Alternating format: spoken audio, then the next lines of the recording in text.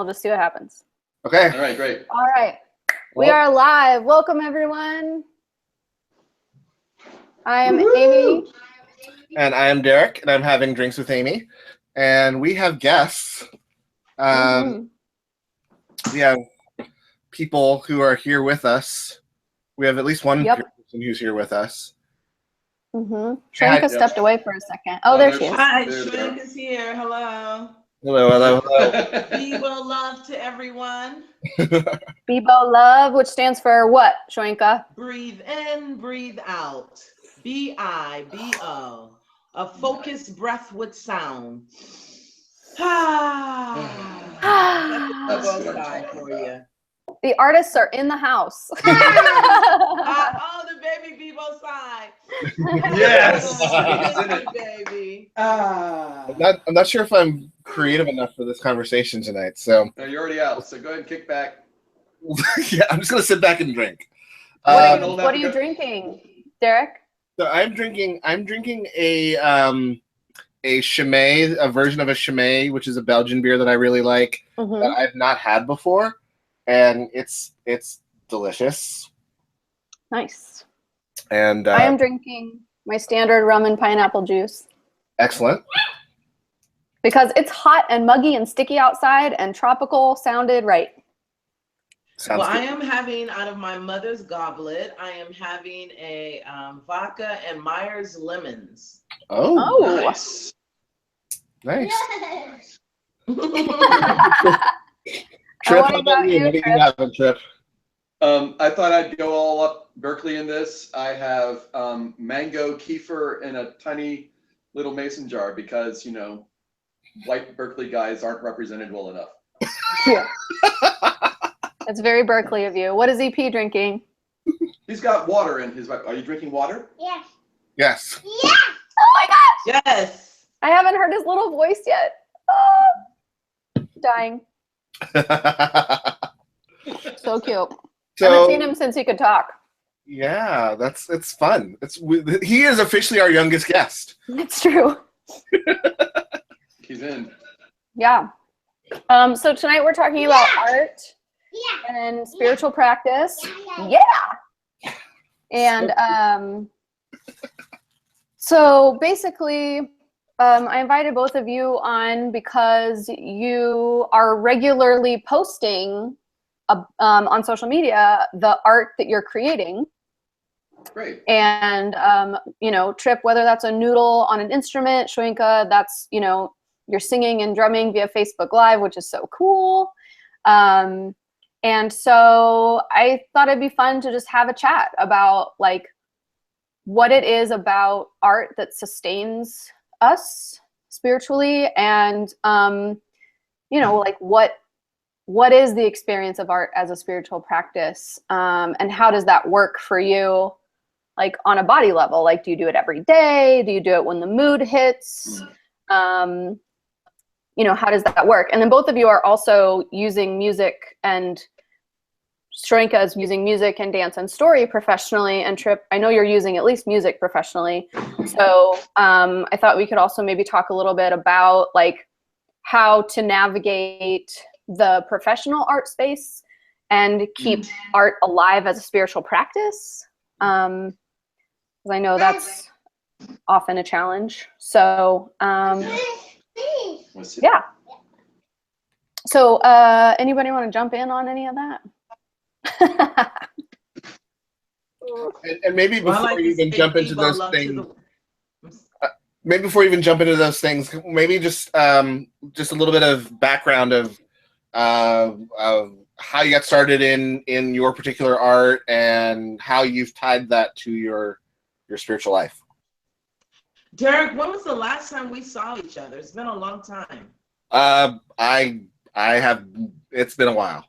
It was over at you know, our what was it, Amy? It was at our church. And last time I saw you was in San Francisco, I guess. No. You want to watch? Listen. I don't think you've seen Derrick. I don't think you've met Derrick before. I think you're thinking of Dessa. Oh. Yeah. Oh, I think I am. Different person. Okay, I've got that kind of face. Okay, well, forgive me. Well, so you also had your eyes dilated earlier, so let's just put have that my out eyes dilated earlier. So, you know, I came into this world to an artist. I was born to an artist, to a Renaissance woman, my mother Aisha, and I pay homage to her for her introducing me to. She would sing, she would sew, she would cook. She was, you know, a community activist, and we always fed the people in the neighborhood. She would invite artists to our home and sell booths around the house, and artists would set up their art, and people would come and buy art from the people, from the different people's booths, from LA to San Diego, all over the Bay Area. People would come to my house in North Oakland, and you know, Gil Scott. I was just telling somebody the story that Gil Scott and Bilal and all those his musicians used to come to our house, and we would have jam sessions. And I was laughing because one day my mom shaved all our heads bald. She woke up one morning, my brother, myself, my stepfather, her, shaved our head completely bald. And I was tripping because we didn't take pictures. So there's no pictures of, you know, these bald heads. There's no pictures of Gil Scott being in my house with his band, but it happened. And, you know, so anyway, I come from an art family, and being raised in the Bay Area where art is so prevalent, you know, I had an opportunity to dance with noted dance companies in the Bay Area. And I've had an opportunity to do some musical theater and stuff. But right now I'm working with an organization called Interplay, and I am a facilitator of Interplay. And our basis is using our birthright practices, movement, storytelling, and sound to support individuals in authentic expression through play. No matter the topic, whatever the topic may be, we will use movement, storytelling, and sound to support that experience. So basically that is like, you know, and my Facebook posts, I made a commitment to kind of show up as the grassroots spiritual practitioner on Mondays and just offer a little flute, a little song, a little affirmation for the day, for the week. So that's the nutshell what I'm doing right now. Done a lot of facilitating of mindfulness. It's called mindfulness, even though I've been doing it for years. I've been offering meditation, affirmation, and visualization to after school programs for many years too. So that's what I do, and that's awesome. Who I am. Very cool. Yay. And Trip, I accidentally muted you. Oh, no, I can't unmute you. Can you unmute yourself?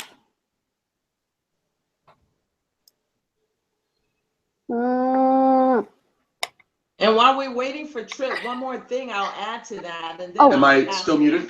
No, you got it. Okay. I'll pass the torch. Is that I also right now I was given a title a couple of years ago by an organization I work with called Race Forward, and they titled me as a conference weaver. Now I'm not the MC. I am a conference weaver, where I weave through the conference. I open the conference and I open and close plenaries with breath, movement, and song. So I just wanted to tag that with that, and that's about it. Yeah. Awesome. Nice Cheers. Transition from one part of a conference to another is your music and movement and stuff like that. Conference weaver. That's awesome. There you go. Trip, how about you? How'd you get started? Like, what was your musical history, and how did that blend into? How did that become a part of your spiritual life, and blend into what you're doing now? I sort of discovered both simultaneously, I guess. Hold on one second. You gonna go see the fire truck? Okay, I'll be right here. Hold on. We have a fire truck emergency. Well, Derrick, it's a pleasure to see you today. And forgive me for the mix-up, but what a treat to meet you. It's great to meet you as well. So glad you could be here. All right, so let's try this out. So this is how we now relate to sound. I'm gonna make this work. So a fire truck just went by, and the sounds are everything right now. IS responds to every important to him sound in new ways. So we're constantly making music, and he's a little beatboxer. He's very East Bay that way. The boy, now you think it's funny, dickie dickie da. You want to do it? No. Okay, it'll come. He does, but he beatboxes. I believe you. So the way this is working right now, for me is, I guess I'll tell the story backwards. So right now I'm working on a PhD in ethnomusicology and liturgy.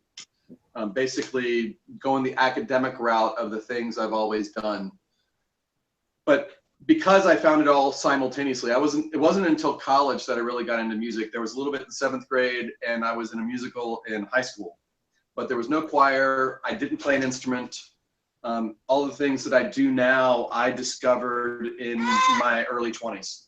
So that includes church. I was baptized as an infant, but it was the 70s, and there wasn't this was in Virginia, and my parents didn't do a whole lot with it, which is neither here nor there, but that's how it went down. And so when I discovered music, I discovered religion at the same time, specifically a progressive kind of Christianity. Where do you want to go? Okay. You gonna come back? All right. Mama will be home very, very soon. Okay. You want some more to eat? Okay. He'll be back in about 2 minutes. See you later. All right. So you want to say hello? Bye Bye-bye. Bebo, This is my life. Ready to breathe again? When you're not There you go. ethnomusicologying, Yeah. whatever that is. So ethnomusicology is a 100-year-old discipline. It's the mashup of musicology and anthropology.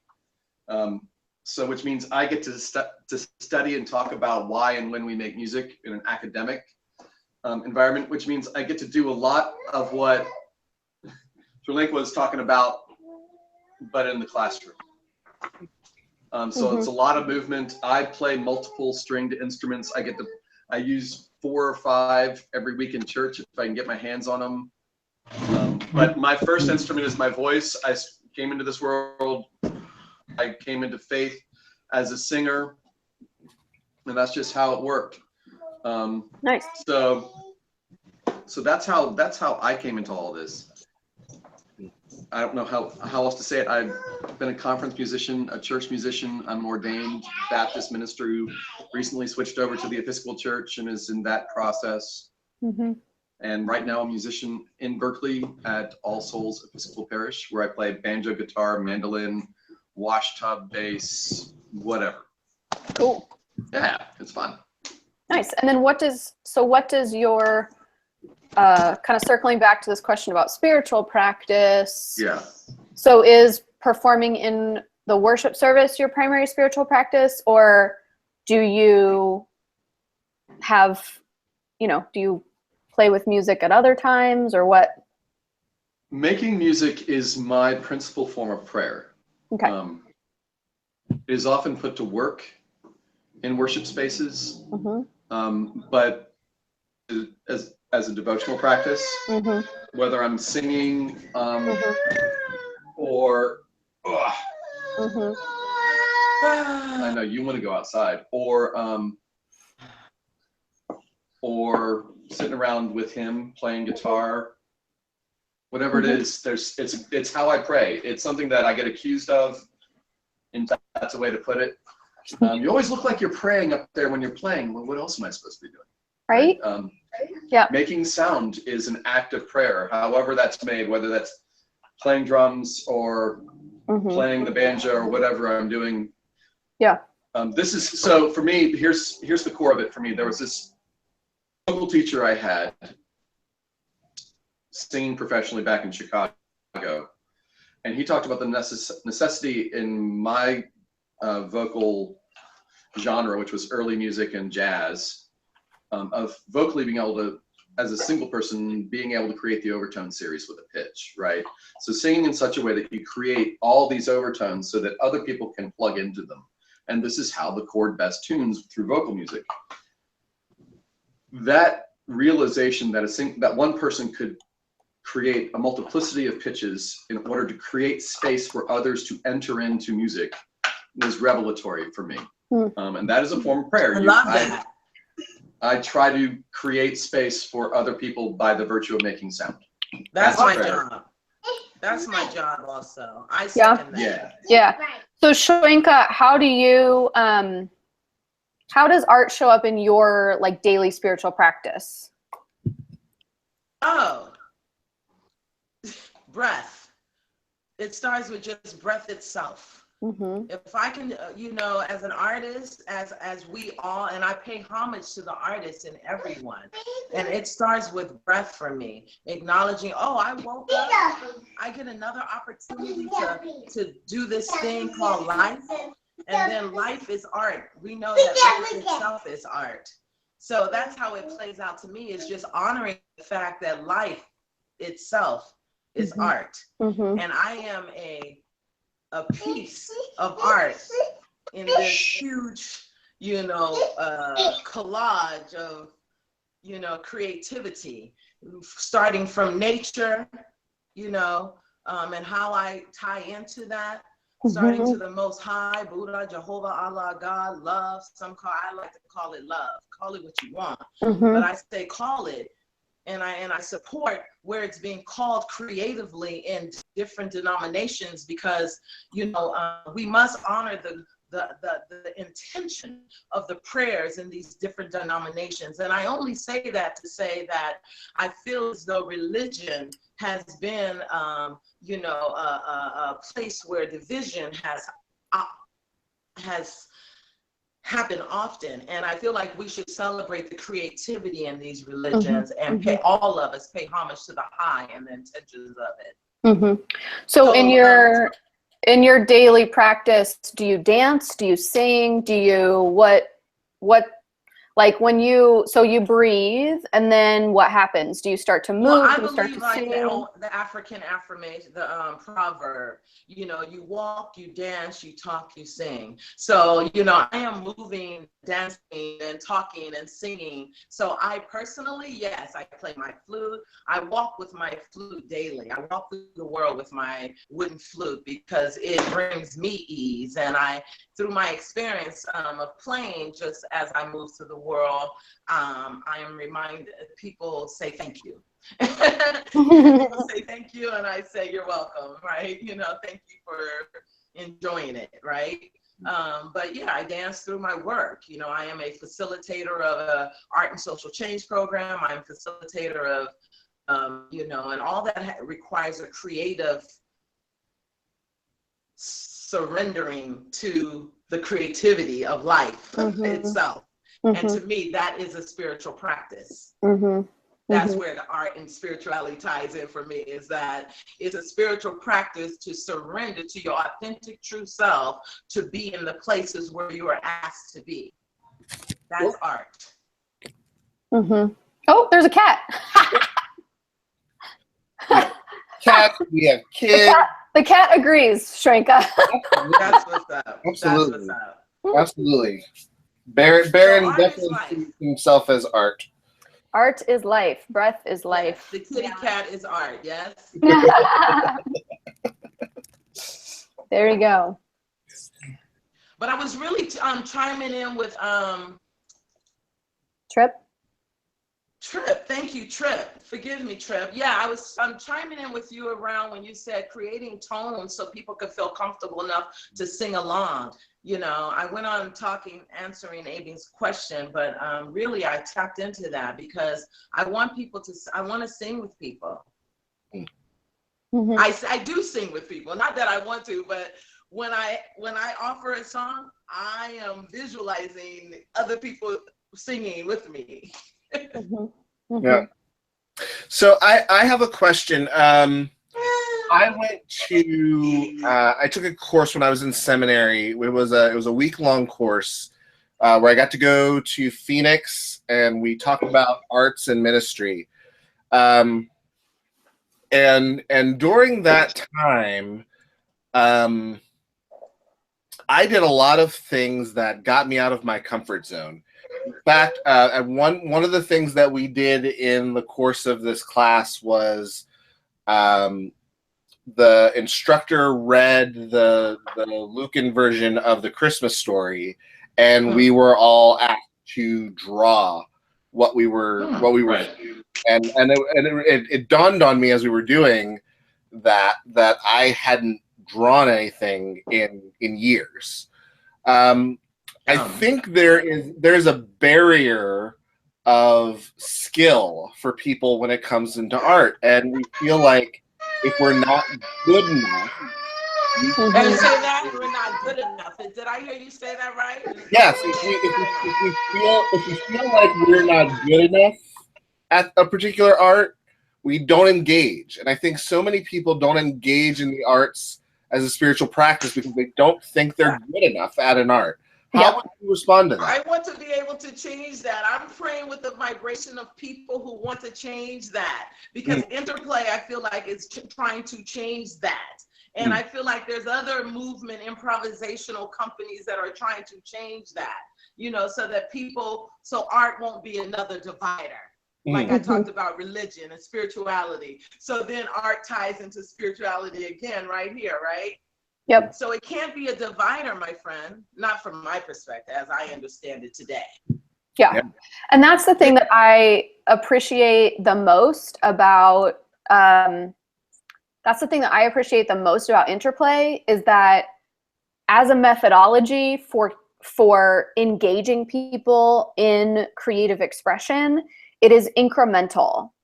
So, like as a facilitator of Interplay, if I'm walking into a room of people who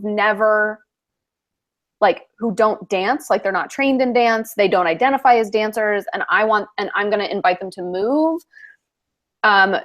Interplay says, well, don't just turn on a piece of music and say, okay, dance.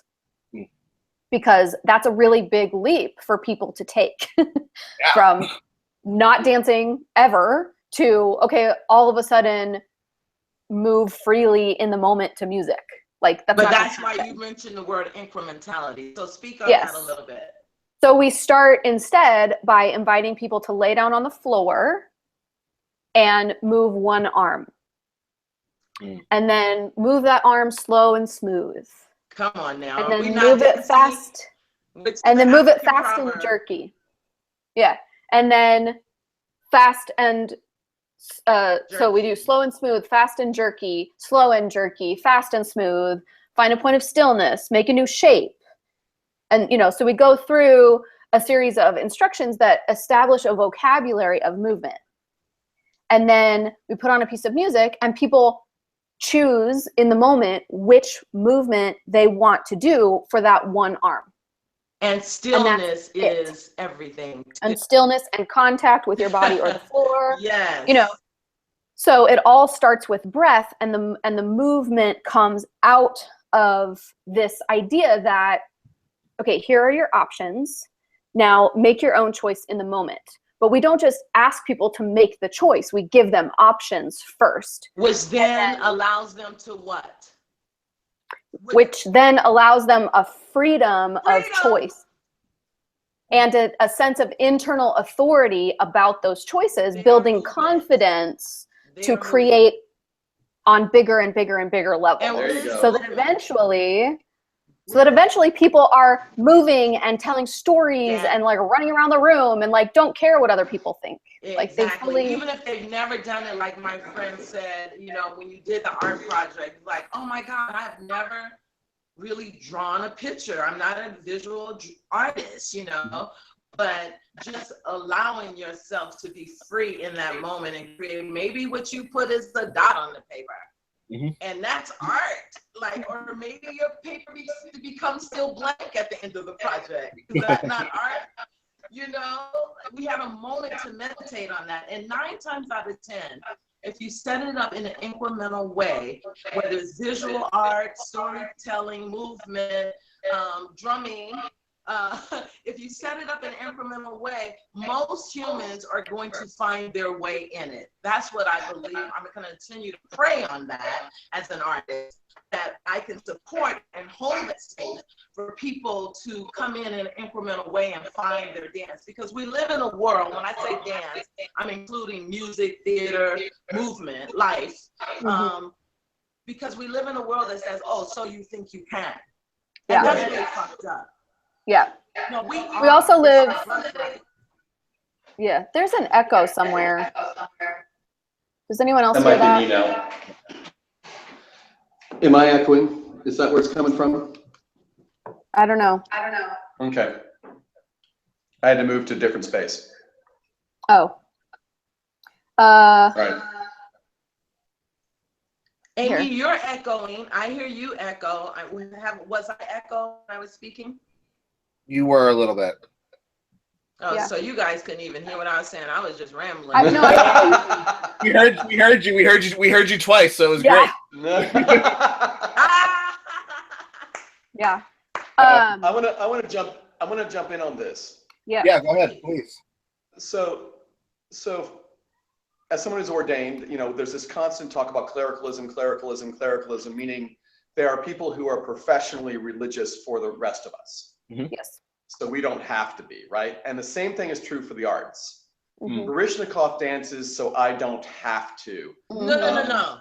Come on. Luther Vandross sings, so I don't have to, right? No.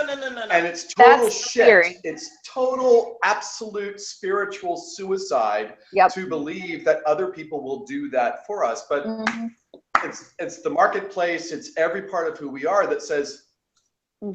So the last statistic, my wife is in theater. The last statistic we read is 3% of American theater undergrads will go on to make a living in the professional theater, which means 97% don't. Now, does that mean that that 3% are the only real actors? Of course not, right? Bullshit. But that's how we think. We let the marketplace drive our spirituality to such a degree that when we read something like, make a joyful noise unto the Lord, which is one of my favorite little passages, what we assume that means, especially I would say in the white church, the white mainline church, is that we should intentionally stand up there and do something badly because that's all that's left to us. We intentionally suck. No, and I watch people And do it. eventually what? Suck. They intentionally sing out of tune. They intentionally miss the lyric. They do everything quote unquote wrong because they're so terrified that they won't sound professional that they won't participate. So to broaden the notion of what it means to sing well, to broaden the notion of what it means to have music in your body and express it, to broaden the notion of what it means to have rhythm, right? All of these things that we wrestle with, that we use as tools of sort of essentializing other people. White people don't have rhythm, black people have rhythm. White people can't dance. I mean, like all of it, it's all there. It is. Because we've essentialized these practices as we've racialized them, we've commodified them, we've gendered them, we've done all this in order to sell it, right? That's what we're trying to do. We're trying to sell something. And what happens in the church is people show up and they're terrified to sing and they're terrified to move and they're terrified to believe that they actually worship an incarnate God in their own bodies. Yeah. And to me, it speaks to product over process. Yes. In the sense that it doesn't matter what it feels like. The only thing that matters is what it looks like. Right. And when it comes to spiritual practice, what it looks like absolutely doesn't matter. What matters is how connected we are spiritually in the moment. And my attitude is that our ability to create comes from our ultimate creator. Therefore, if I'm creating... So you've got your hand in your face. Say that again? You have your hand on your head. Your face, you're just sitting there, you're looking overwhelmed. What's going on?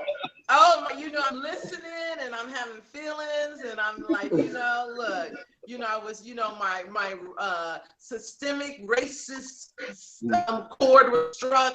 My heart and soul connection to the importance of us being able to have places of freedom and liberation around art and spirituality as we are gathered with people. Like I was just going and also trying to listen to Amy, what she was saying. And I feel you, we got to get into the Most High. Yeah. Sorry, Amy, I interrupted you. No, I it's know, okay. I'm So sorry, you took me no, there. it's fine. It's totally fine. Yeah, so I feel like my job as an artist now is to get people to feel again. And to be present and to pay attention to how things feel in the moment. Which is why there aren't mirrors in the rooms when we do interplay. Right. When we dance, That's why there are there no aren't mirrors in churches. Doesn't What did matter you what it say? looks like. That's why there aren't mirrors in churches. Oh, right, right. Mm-hmm. So anyway, yeah, it's Well, can I just say that it's an opportunity for, I want to play with the fact that it's my job. I want to get better at when people are gathered in a space and breath and movement and song is being introduced, that I could say, I know that you move through me, show me your rhythm to move through this world with your love. Dear love, I said, okay? Show me, because I know that spirit moves through you like it moves through me. Whether we on the upbeat or the downbeat or in between beat, there's a place for us to connect heart and soul, artistically, spiritually. mm-hmm. Yeah. Yeah. To the extent, like, you believe that so much that you wrote your own album and produced it. Hold me, show me, speak to my spirit to move through this world with your love. Dear love, I said, hold me, show me, speak to my spirit to move through this world with your love. Let me tell you, every human being that I've ever talked to is trying to chime into that love vibration. Mm-hmm. Now, however they're going about it, that's where the art ties into spirituality, like I was saying earlier, because in trying to choreograph this, your own being, your being, into this big picture is art itself, which is spirit itself. Right. Because we are one with spirit. Mm-hmm. And we have to figure out how to choreograph the GSP through this muddy, muddy swamp, okay? Where I'm kicking, gasping for air. So let me Preach. I'm done. She can just keep on talking. Now let me throw this question at you, because I think we're and Trip, you started us down this road, and I think this is what's getting where we're getting to is the real crux of the matter here. Part of the problem is worship, right? Part of the problem is the way that we do worship in a lot, particularly in mainline churches, but I think in a lot of our churches, the way we do worship is as consumers. And let's take those seats out. Can we take those seats out of the churches? Please. The churches. Can we I mean, that's what I want. This is what I want to hear. How do we change worship out of the? So people gonna have freedom to move. This. All right. This is what I want. Right. This is exactly what I'm asking. How do we change worship? So this is the thing. To do that. So this is oh my God, my brain just exploded. 500 years ago, somebody put seats in churches in the West. Yep. They fucked up. They totally fucked it up for everybody else.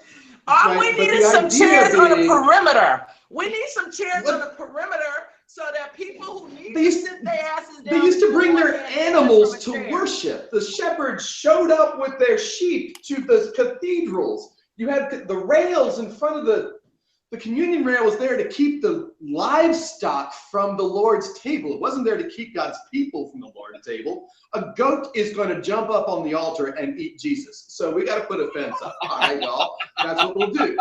But no, someone decided that we needed to put a fence up, and then people thought that meant them, that they couldn't come up to the altar. Then somewhere along the line, someone said, well, let me tell you what this all means. You are thinking creatures, right? Suddenly we have the Enlightenment and all the wonderful stuff. And we've given it a ton of shit, right? And we should probably pull back a little bit, but suffice it to say that the posture of the Enlightenment is a seated one. All right? The Enlightenment means to sit down and intellectually engage doctrine, right? It's a thinking faith in that narrow notion of thinking. Yeah, please. I'm glad you added What that. we're looking at right now, I'm glad you did that. God love it. That freaked me out. Right. But this is why you have to tear out all the statues and get rid of all the music, and this is why you have to do all this stuff, because those symbols muddy up the water, right? This is why the American church is still at its heart iconoclastic, and what makes it so difficult to bring this stuff in is that it's actually a theological problem. Derrick, I'm going to pick on you just for a second. For the Presbyterians, how do you bring that stuff in when the founder of your faith was an iconoclast?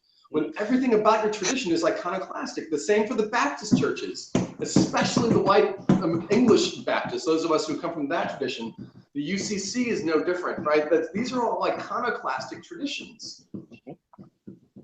To add movement, to add visual art, to add musical expertise, that's a thing. Like, you can't even have stained glass windows because you might get your Jesus wrong, right? Like, stained glass windows being more powerful than our Lord and Savior. So I just want to say it's important that we create new spaces then. I think it's really important absolutely. that we find new spaces. If we're outside in the field and wherever, we need to create new call to gatherings. We have to create calls and gatherings that bring the Muslim, the Christians, the Buddhists, the Jehovah's Witness, the Pentecostals, the et cetera, et cetera, et cetera, bring the people to the space, and we create that for ourselves. I just feel like wherever we are, we have to continue to creatively figure out how to create that with the people that are in that space. At the same time, as someone who started an art-based spiritual community, and Shoemaker, you were there, Sanctuary for the Arts,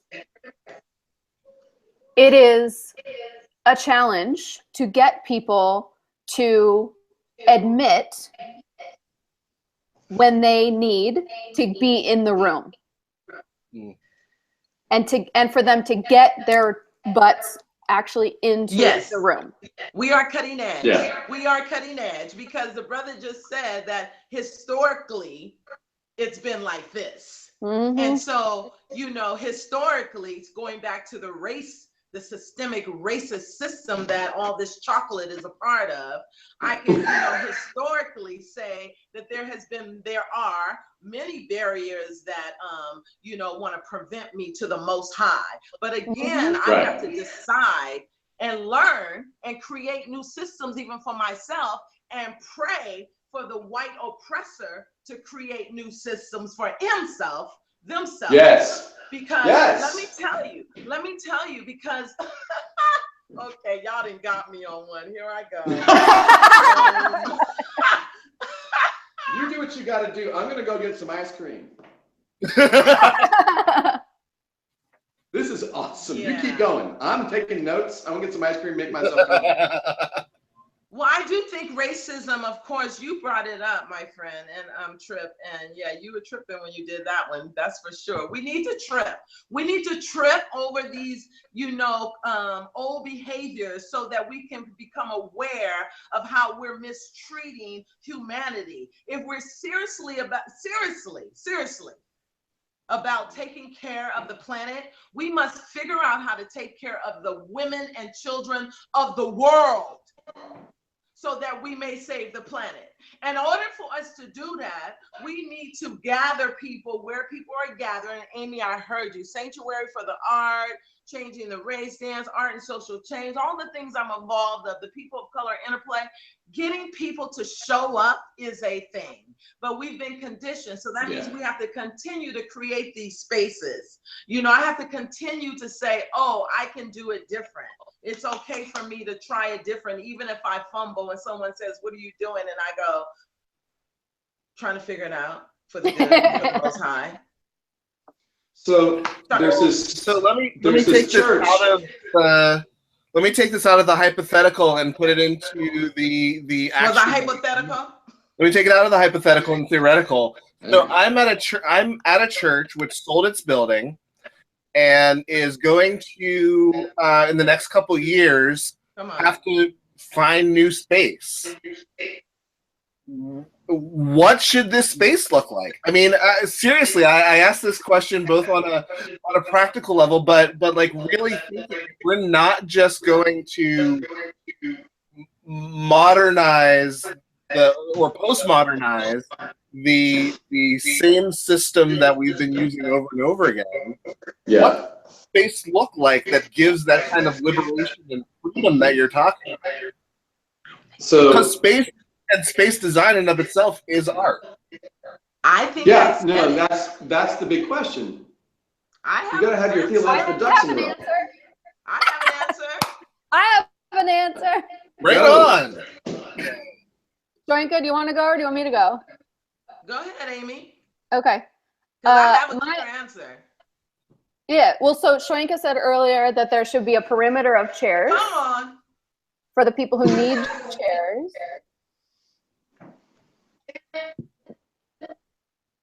When it comes to new worshiping spaces and new church, there's a tendency to kind of throw out the baby with the bathwater.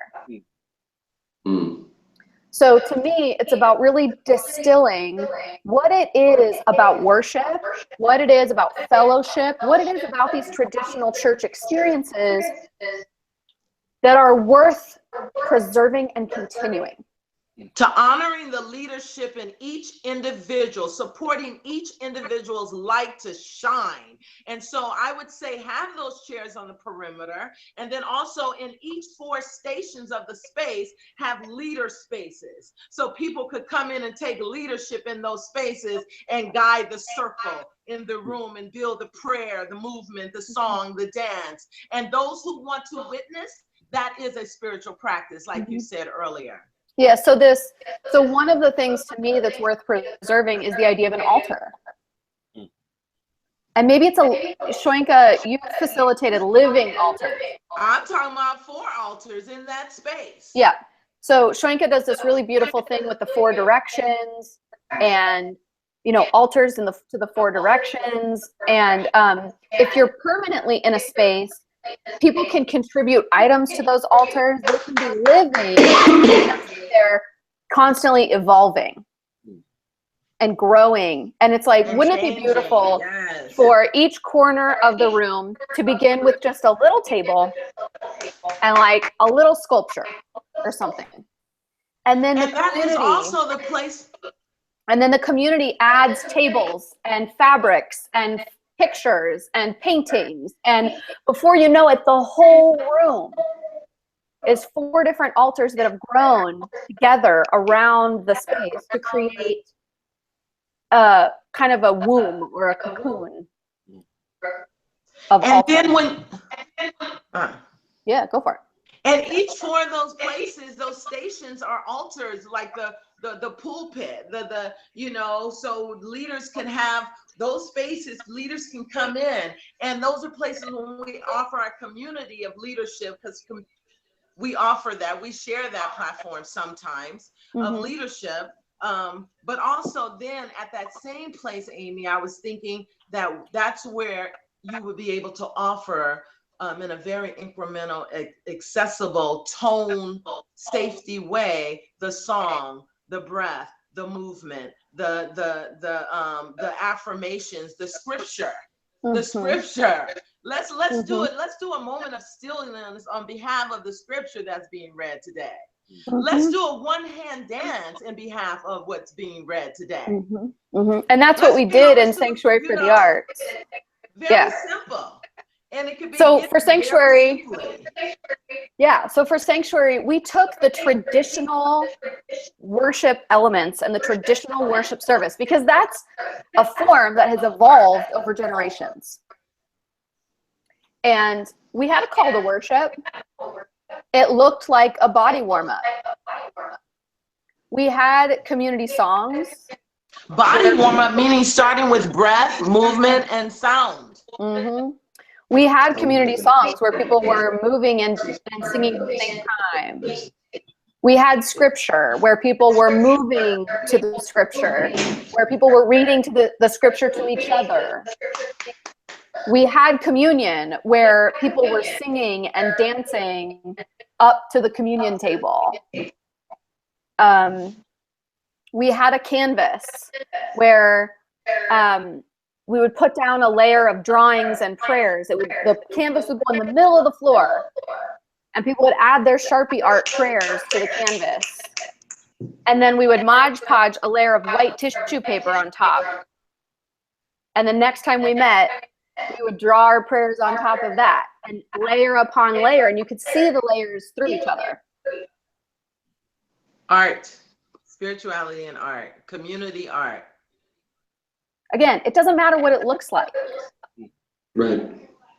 So But it looks, what do you all think about places like St. Gregory of Nyssa in San Francisco, or the Arts Abbey for the Arts up in the Northwest, places like that where these experiments they've institutionalized a bit. Like St. Gregory of Nyssa is an institution, it's a thing, right? Yeah. But an incremental it is also step. an attempt to, I'm sorry? It's an incremental step. Yeah. I mean, that's a lot of it, I think. I mean, like this is one of my favorite, since I went on this tirade about what happened 5 years ago, it really isn't like someone flipped a switch and put chairs everywhere, right? It happened over time.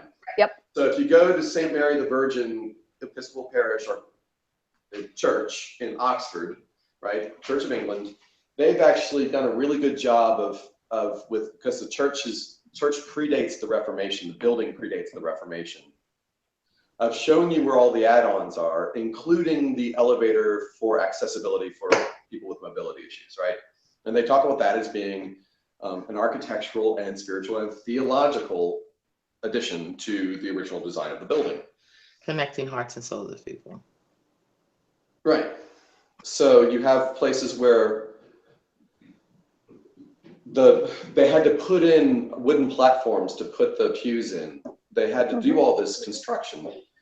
So you can see how over the centuries, the different sort of theological consensus as it emerged, they had to change the worship spaces. So I think part of what people like we have to be aware of and ready for is that these will all be incremental. There will be a singular St. Gregory of Nyssa. There will be a singular space that, like you all were just describing, until we get generations deep into this, where people walk into a spot and they're like, so why are all these seats in my way? I can't pray if you put them all here.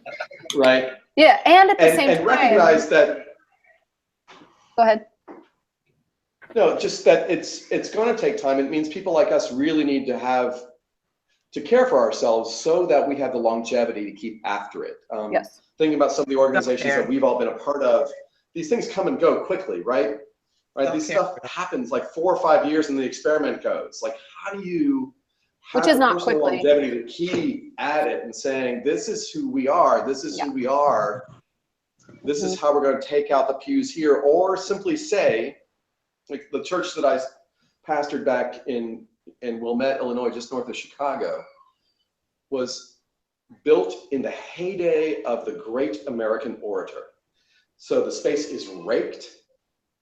The spot where you come in from the narthex is at the same height as the dais is, and everything rakes down to that.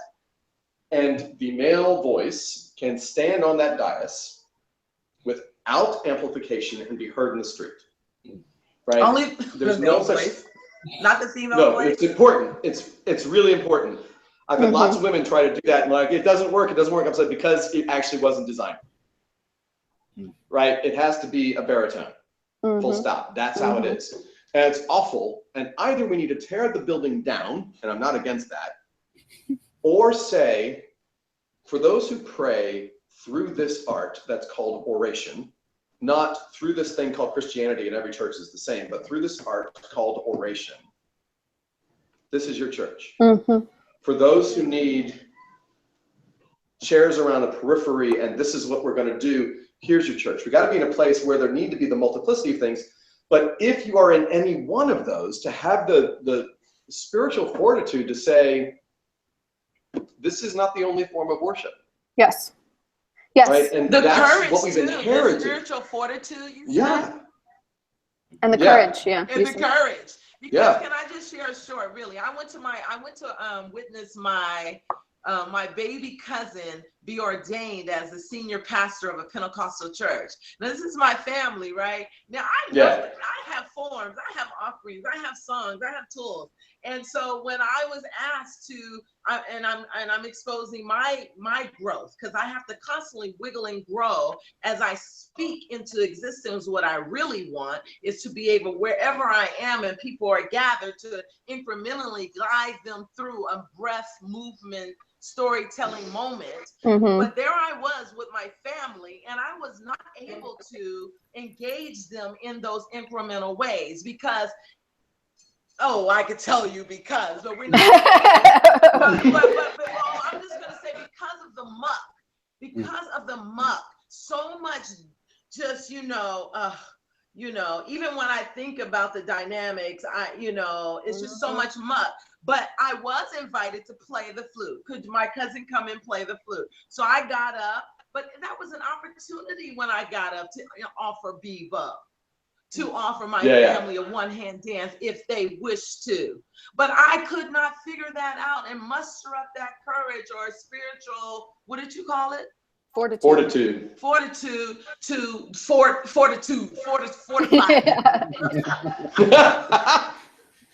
It's gonna take some tude. Because we live in a world, so you think you can, and people feel intimidated because some professor or somebody hasn't told them that their birthright practices are their right.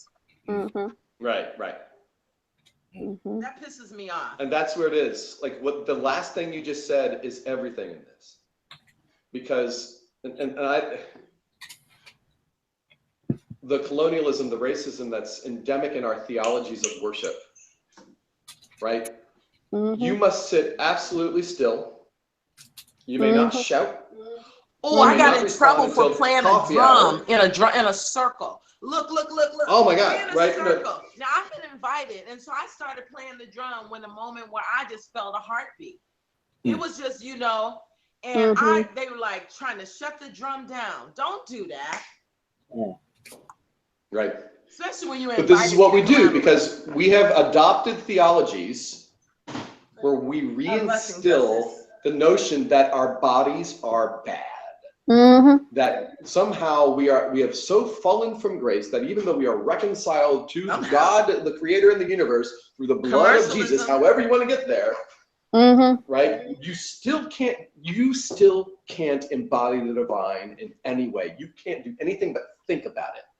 And that you can't do without the appropriate authorization of the church, which is, again, 9 different types of muck, right? Let's just call it muck. Yeah, I so like that way that. my son can watch this one day. But this is where we are. And for those of us, I'm in an Episcopal parish, and we are learning how to clap. We are learning how to stand up. We are learning how to move, and we're getting in it. And at the Easter Vigil, there were 7 different kinds of drums up there, and all this stuff happening. And we're getting people. Can I bring noisemakers? Damn right, you can bring a noisemaker. The Lord is risen.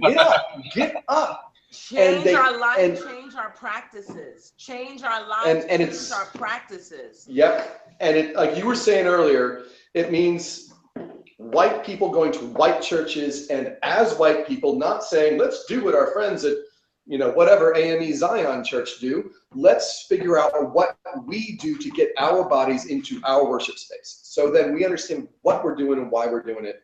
And then we can break out. Because right now we sit because our mamas told us it was polite. And that's not theology. That's crap. On this very segregated day of worship, Sunday, all the white folks are in their church, all the Indians are in their church, all natives are in their church, and the people of color in it. That's us. It's still us. It's going to be my kids' church, and it's going to take generations to get that. So there's all white people in your church. Yeah, you just struck a chord. No. Huh? It is not all white people in my church. Oh, okay. You talking about just now? historically. Trying to think, a handful of African Americans, but it is a multi-ethnic church. It is not East Bay. It is the Gourmet Ghetto of Berkeley. It is what? The Gourmet Ghetto in Berkeley is what they call it. What church is this? All Souls Episcopal Parish. You got to come check it out one day. Would love to. We'll go out. We'll have food. And I'll go wherever you are. We got to figure this out. Yeah, you guys have to get together. No, we're doing this 7 miles from one another. It's ridiculous. That sounds like a one yum yum yum yum yum yum hard. So there's I feel like there's an important sort of root to a lot of this, which is that those of us who are artists have to stick together and have to create our own community together, because when we go into those traditional spaces, we are not welcome.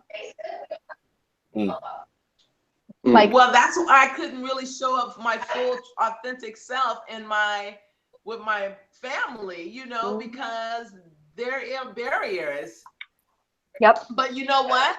That was an opportunity, and guess what? I learned from it. And when I go with my family again, I'm going to challenge myself to engage them in a very incremental way, to, you know, to support that spiritual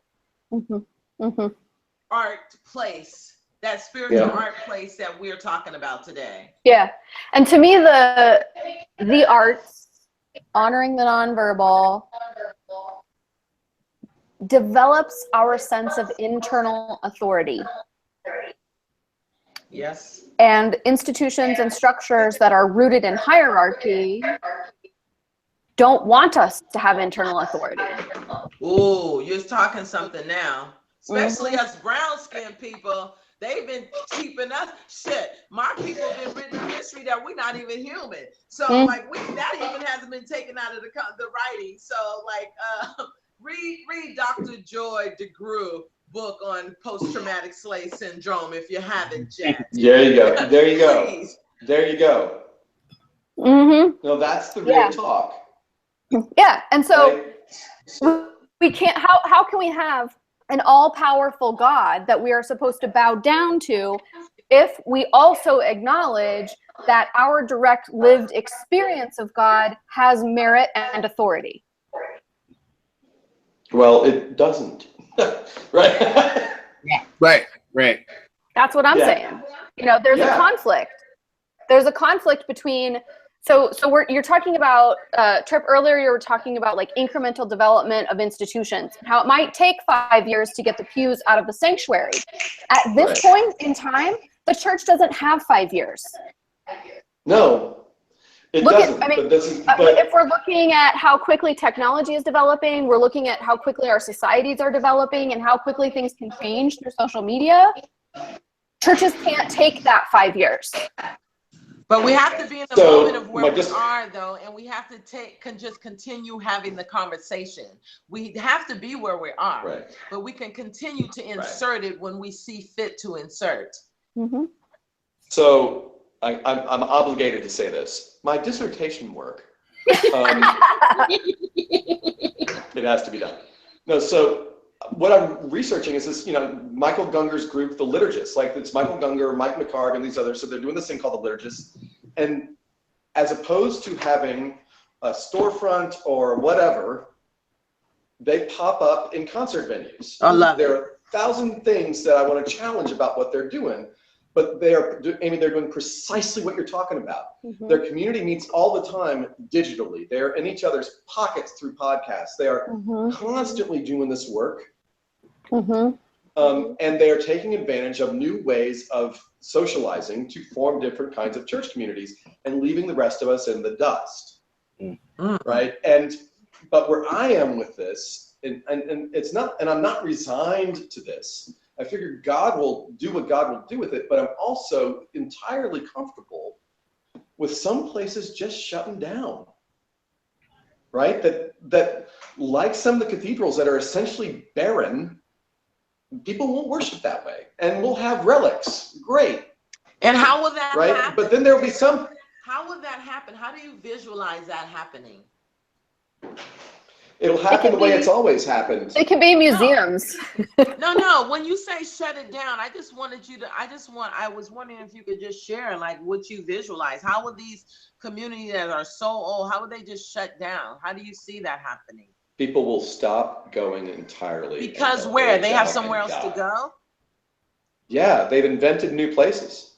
They found one another. The thing that's interesting to me about, for just to use it, because it's not going to be around forever, obviously, but just to use it, these digital communities where people find each other from all over the country and meet up in places at festivals or the occasional concert venue in LA or whatever, they go through incredible effort to find one another half a dozen times a year. They make pilgrimages. Mhm. That's the way to think of it. They make a pilgrimage to a concert venue Mhm. in order to receive the Eucharist with one another. Mhm. Right? That's awesome. That might be the next most common form, while the rest of the churches just sort of stop. People just stop going. They age out, people die, the buildings get sold off, torn down, they become condos or they disappear. And there will be grief in that. There'll be incredible grief in that, while at the same time something new grows up. The thing that's so hard is for those of us who are so passionate, and I include myself in this, about the next thing, is that we might not see its fruition. Mhm. We might not see the fruition of the next thing.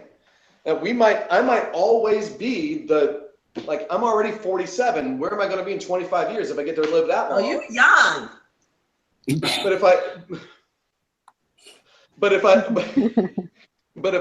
I'm still the guy in 20 years saying, we could add drum to this, right? If I'm still that guy, then I'll honestly be shocked, but I'm also anticipating it. Yeah. I know too many 27-year-old organists to think that who really are in a total, they're having freakouts because I've got a friend he's in his early 30s now, but I met him when he was in his late 20s. Phenomenal organist, truly gifted musician. And what I joke with him is, and I can't think of the name of the board now. It's the board that has a couple of loopers and like a 12-key keyboard, and you can plug a guitar into it, and you can do all this stuff. And there's a young woman from Hawaii who covers like Michael Jackson. She does this incredible work, right? And it's a deck, right? It's 24 inches long, and it's a deck. It's a Dance Mex deck. It's this fabulous thing. And I'm like, dude, you got to install one of these in your organ console. Well, why would I do that? Well, because there's this 25-year-old, and she's got 3 million followers on YouTube, and kids are buying these things. They cost $199, and kids are learning to play them. And I promise you, when you're 50 years old, it'll be considered an old-fashioned thing, and everyone will know how to use it. And you're going to have to install one in your organ. Ha ha, that's funny. That's never going to happen. It might not be specifically that, but it'll be something like that. Yeah. Well, and we've all got to be prepared to do the next thing. I'm an acoustic instrument guy, and I've got to learn how to plug in. I've got to learn how to do it. Yep. Because I don't do it. It's not where I pray, but I got to learn to pray that way. I got to learn new ways of praying, or the church will pass me by. The Spirit will leave me in the dust. Or you have to be content with. Or you have to be content with your little instruments in your little corner all by yourself. Which sometimes doesn't sound bad, but that's what it is. I want to, Amy. I want to talk about one more thing. We're already at the hour, but I do want to talk about one more thing, and I want to actually. Sure, I'm up for that. I want to start with you, Amy. I think one of the things that this new way of thinking about the arts engaging our spirituality, I think one of the things that we have to think about, and you can talk about this in the context of Sanctuary for the Arts, but I think we have to think about starting things that may not have legs for the long term. In other words, like we may have to think about starting some things that may fail, or we may have to think about starting some things that will, I think if we think about this in musical terms, certain theater shows have a season, and then their season's over. Certain things are in the theaters for a couple months, and then they're gone. we have to. I think we have to think a little bit along those terms. So, like, how do we? And again, in thinking about your experience with Sanctuary of the Arts, you were trying to do something very ambitious in your worship service, and it was hard. It was hard to get people out, and there was need for you to walk away from it. How do we, and again, like both the artists and I kind of see myself as the lover of arts who wants to support the artist. How do we adopt that mindset instead of the way that we think about church now, which is like, we're going to establish something that's going to be here for 200 years. Yeah. So my first sort of analogy is the food truck / pop-up boutique thing that's happening right now in our economy, which is like these really lean, really mobile businesses and organizations that, like, you know, they may live their life, they may take root, we don't really know, we're just gonna try something, you know, with as much energy and as few resources as we can, and see where it goes. That's the first thing that comes to mind in terms of models, right? The second thing that comes to mind is that this sort of diversification thing that Tripp, you were talking about earlier, where we have to kind of like unhinge ourselves from this idea that there's one right way to do church, or that there's one right way to do worship. And yeah, if you want to dance, go to that church to dance. And if you want to sit and listen to a great sermon from a master orator, go to that church over there. And they're all equally divine and valid. I feel like there's this misconception that the church has to be all things to all people. Right.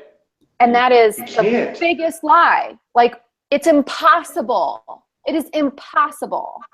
So, you know, my advice to churches is like, you do you. Like, be super clear about who you are and what you offer to the world, and do that without apology.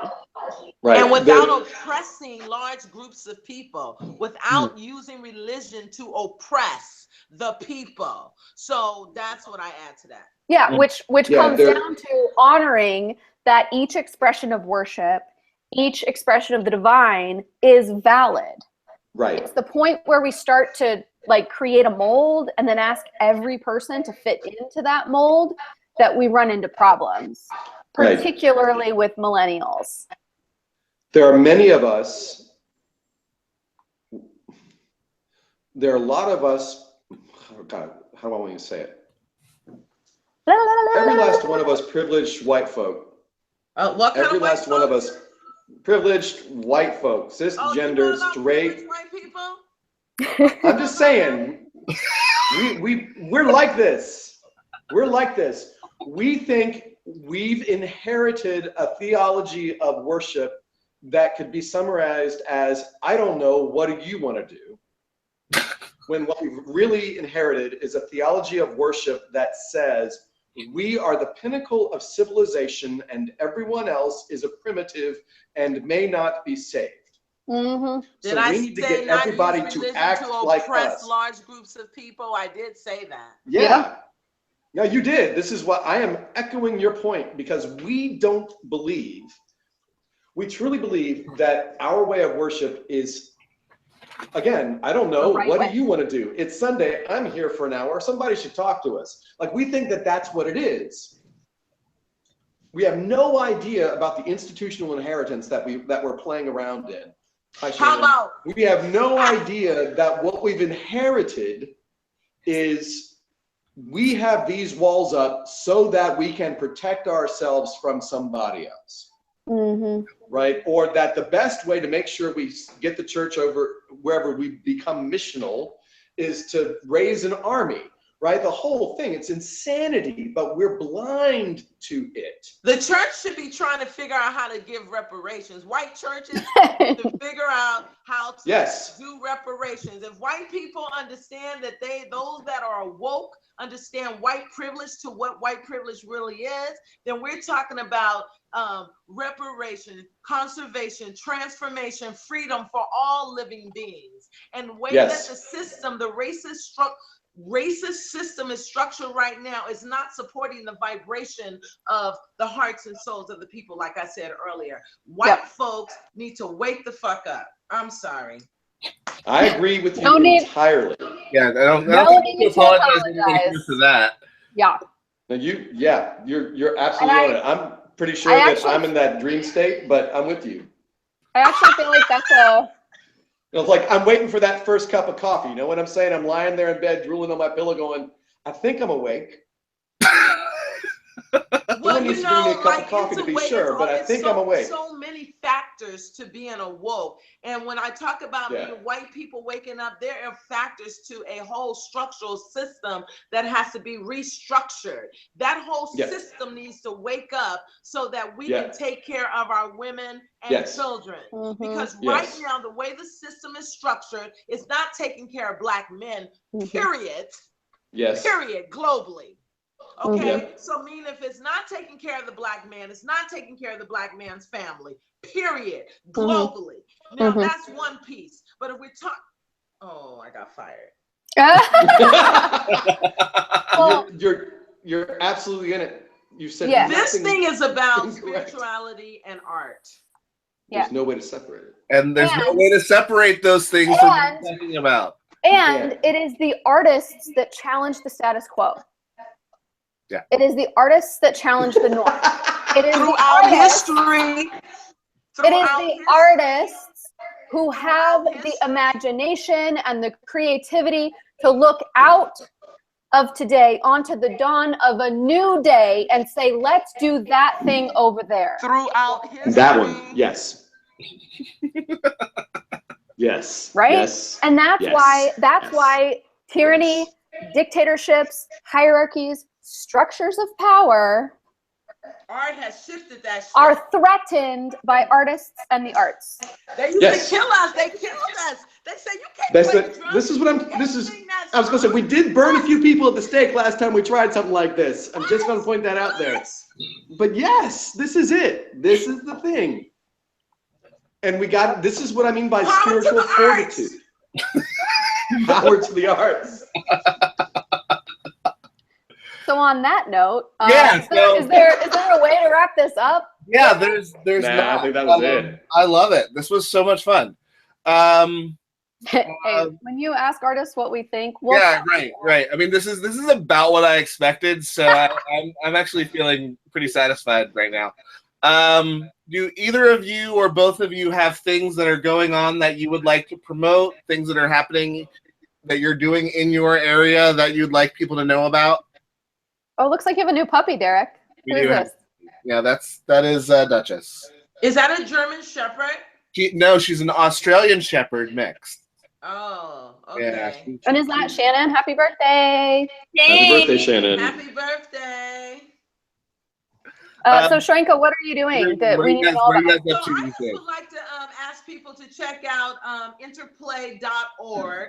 Interplay.org has an array of things going on. We have our People of Color gathering at the end of May. We have our art and social change program happening this summer. We have the Changing the Race Dance. I am co-facilitating Changing the Race Dance in many different cities throughout the country. So I just say check out interplay.org and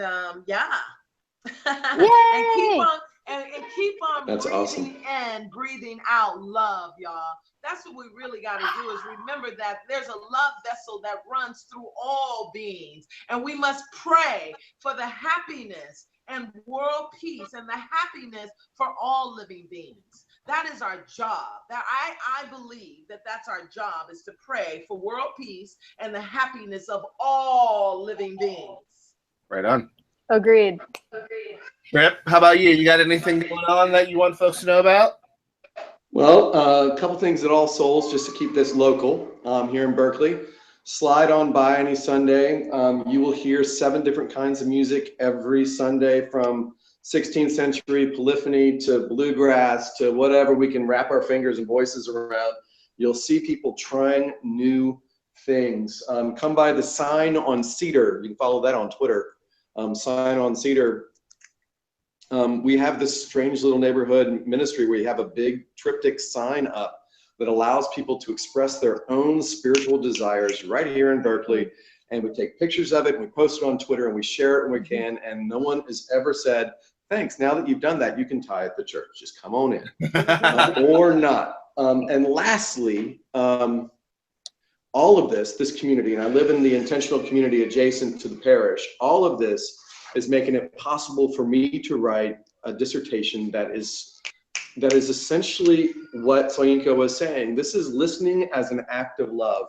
The very act of making music is listening 7-dimensionally, right? It's listening for, with, at people who are here, people who have gone, people who will come later. And this is what it means to be alive to God. And if we can't find our way to dismantle the stuff that is in the way, we have put up so many dampeners to the holy, you say vibrations, I say sounds. We have deafened ourselves. We have put up dampeners. We have shut ourselves off from God in the process of trying to, make ourselves feel safe. And this is Say white people. Yeah. Say We're good white at it. people. Say that. Yeah. Please say that. Because white people have done this. To save Yes, white people. White people have created the system. Yeah. This is us. Yep. If you don't like what you see, stop looking in the mirror. We will lock your ass up and kill you on the street. My brother was killed in 1985 by the Berkeley police, white men. And they're every day, Black men and women are being incarcerated and killed. White people have created this system. And yes, that is keeping us from God, the Most High. Yeah. Yes, it is.